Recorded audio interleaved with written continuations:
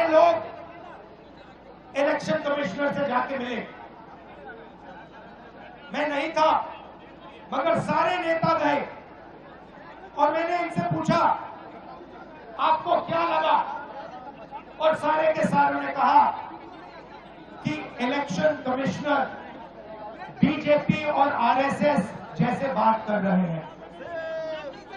वो भूल गए हैं कि वो किसी राजनीतिक पार्टी के नहीं है, वो हिंदुस्तान के इलेक्शन कमिश्नर है और उनका काम इस संविधान की रक्षा करने का है।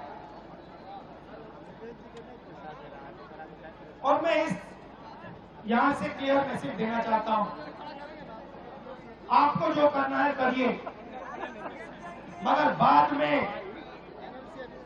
में कानून आप पर लागू होगा। भूलिए मत, आप कितने भी बड़े हो, कहीं भी बैठे हो, कानून आपको नहीं छोड़ेगा। मैं आपको गारंटी दे रहा हूं कि कानून आपको नहीं छोड़ेगा। आपका काम बीजेपी का काम करने का नहीं है, आपका काम हिंदुस्तान के संविधान की रक्षा करने का है। आपका काम बिहार की जनता का जो वोट है, बिहार की जनता के दिल के अंदर जो है, उसको पूरा करने का है, और आप अपना काम नहीं कर रहे हो। पहले इलेक्शन कमिश्नर सिर्फ बीजेपी नहीं चुनती थी,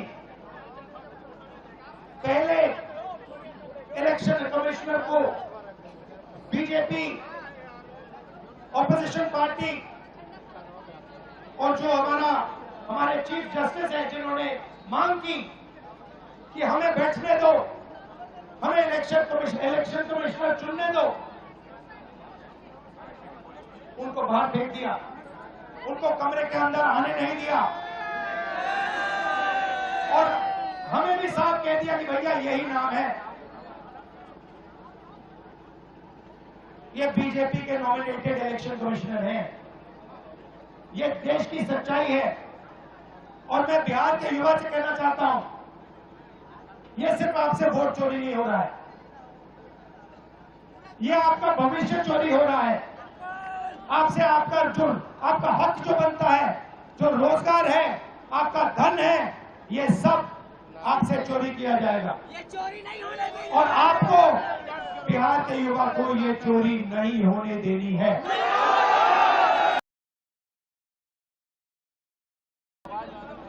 इलेक्शन कमीशन, मैं आपको साफ बोल रहा हूं, और आप जानते हो मैं बिना बात को समझे, बिना गहराई में जाकर मैं नहीं बोलता हूं। मैं हिंदुस्तान की जनता को और बिहार की जनता को कह रहा हूं कि महाराष्ट्र का चुनाव चोरी किया गया था, और जैसे महाराष्ट्र का चुनाव चोरी किया गया था, वैसे ही बिहार का चुनाव चोरी करने की कोशिश की जा रही है। देखिए, उन्हें पता लग गया कि हमने महाराष्ट्र मॉडल समझ लिया है, इसीलिए वो हम नया बिहार मॉडल लाए हैं। और मैं आपको साफ बताना चाहता हूं कि ये गरीबों का वोट छीनने का तरीका है,